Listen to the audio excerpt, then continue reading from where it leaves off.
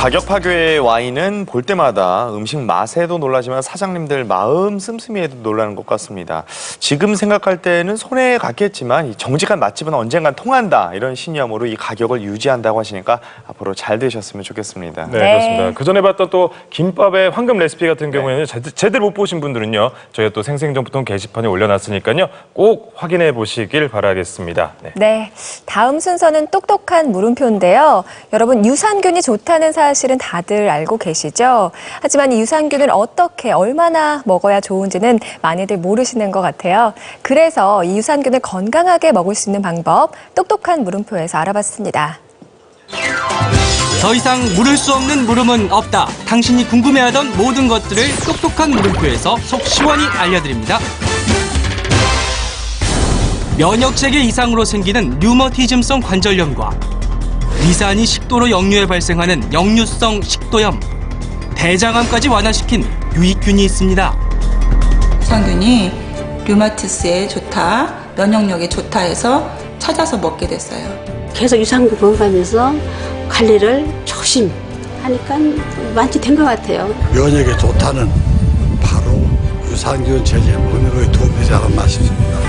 바로 유산균인데요. 유산균이 몸에서 일어나는 염증들을 치료하는 데 도움이 되나요? 두 전문가 모두 도움이 된다고 답했습니다. 장에는 면역세포의 70%가 자리하고 있는데요. 제 기능을 발휘하지 못할 경우 혈관으로 독소가 퍼져 염증이 생기게 됩니다. 각종 바이러스와 유해물질로부터 우리 몸을 지켜주는 것이 유산균인데요. 내 몸을 보호해주는 대표적인 유익균이 바로 유산균입니다. 유산균 덕분에 류머티즘성 관절염이 완화됐다는 조경순 주부. 예전에 제가 먹었던 약이거든요. 이렇게 많죠? 지금은 안 먹고 있어요. 2007년 진단받을 당시 손가락과 무릎, 발목, 어깨에 심한 통증을 호소했는데요. 걸음을 못 걸었고 손가락은 아침에 일어나면 매디서부터 다 아파서 행주를 짜지도 못했고 설거지를 하면 유리컵도 놓쳐서 깨치기도 하고 손가락 마디마디가 쑤시고 걷는 것조차 힘들었다는 그녀. 하지만 이제는 산책은 물론 달리기도 거뜬하다고 합니다. 류머티즘성 관절염과 함께 음식으로 인한 알레르기 피부염도 겪었다고 하는데요. 지금은 많이 호전된 상태. 많이 좋아졌죠. 말끔하게 나은 것을 확인할 수 있었습니다. 그녀를 괴롭혔던 붉은 반점들이 지금은 모두 사라졌습니다. 그녀는 병원 약물 치료와 병행하며 유산균을 챙겨 먹었다는데요. 하루도 빠뜨리지 않고 식후에 유산균을 섭취했다고 합니다. 직접 키운 유산균을 통해 두 가지 질환이 완화되는 효과를 경험했다는 조경순 씨. 꾸준히 먹고서 한 3개월 지난 후부터 이게 알레르기 피부염이 없어지는 것 같더라고요. 3개월 정도 재발을 안 한 것 같아요.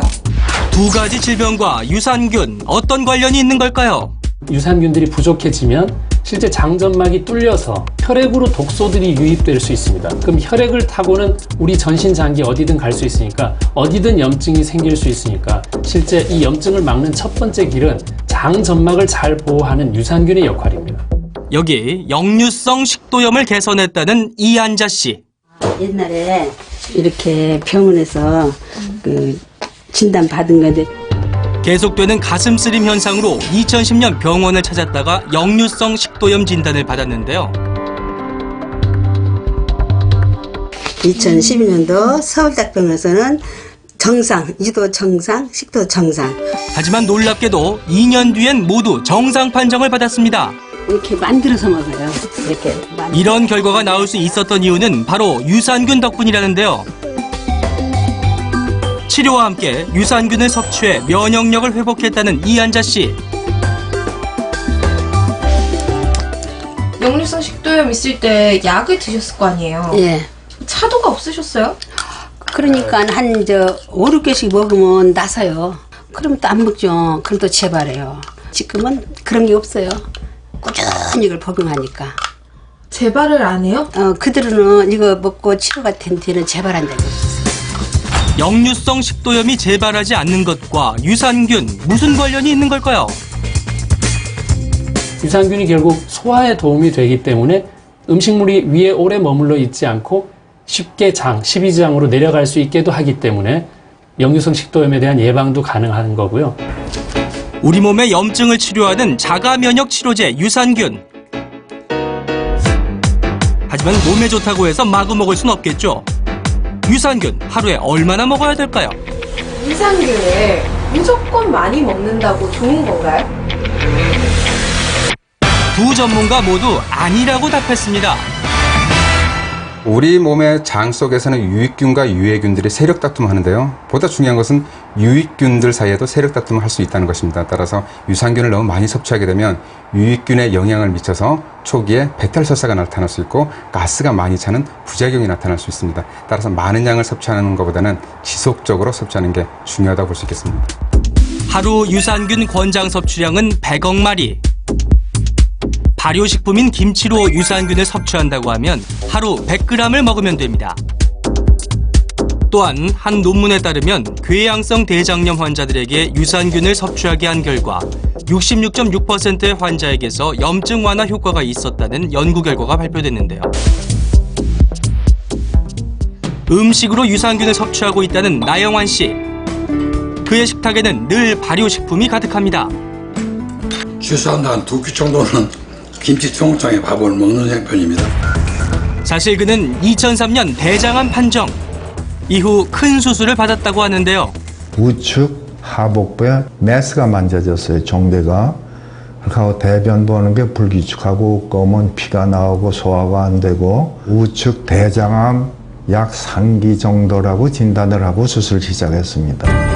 수술 후 5년 이상 암이 재발하지 않아야 완치 판정을 받을 수 있는데 11년이 지난 현재까지 암이 재발하지 않았습니다. 대장암 수술 후 바뀐 그의 식단. 그런데 정말 유산균을 섭취하면 암의 재발을 막을 수 있는 걸까요? 우리 몸의 장 속에 유산균이 이렇게 증식하게 되면 자연 살해 세포인 NK 세포의 활성을 높여서 암 세포를 공격해서 제거하는 능력이 뛰어납니다.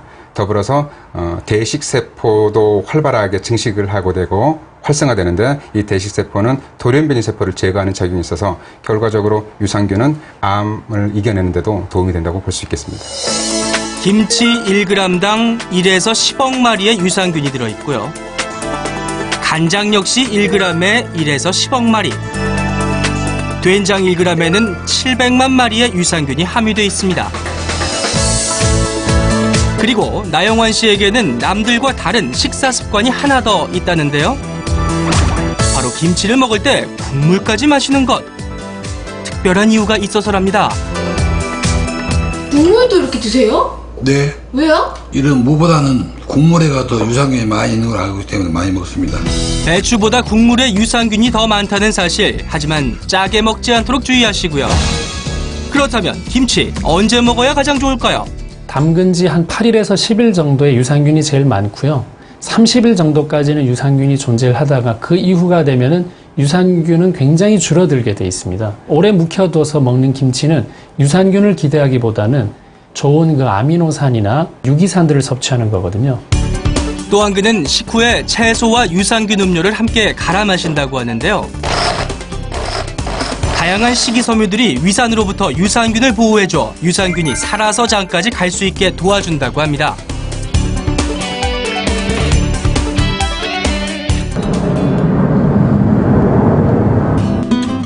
그리고 여기 피부 질환으로 고생하다 유산균으로 효과를 보고 직접 만들어 먹기 시작했다는 이정원 씨.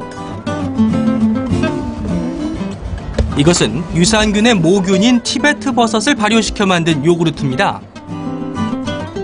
티베트의 승려들이 먹어 장수했다고 알려지면서 유명해진 티베트 버섯. 그런데 이건 어디서 구할 수 있을까요? 인터넷을 통해 쉽게 구할 수 있지만 꼭 식약처의 허가를 받은 곳인지 확인하고 구매해야 한다는 사실 잊지 마세요. 티베트 버섯으로 요구르트를 만드는 방법 간단합니다. 티베트 버섯을 유리 그릇에 넣고 우유를 종균이 잠길 만큼 부어줍니다. 통풍이 잘 될 수 있게 한지나 키친타월, 천으로 감싸준 뒤 직사광선이 없는 곳에서 숙성시켜줍니다. 티베트 버섯은 다시 모균으로 활용해 만들어 먹을 수 있다는데요. 보통 실온에서 하루 발효하시면 되고 더 좀 신맛을 원하시는 분은 3일까지 발효해도 상관은 없어요. 하루에서 이틀 발효한 뒤 꺼내면 우유가 단단하게 굳는데요. 체에 걸러 위에 남은 티베트 버섯 종균은 모아뒀다가 다시 사용하고 완성된 요구르트는 딸기잼이나 과일을 함께 넣어 먹으면 더 맛있게 즐길 수 있습니다.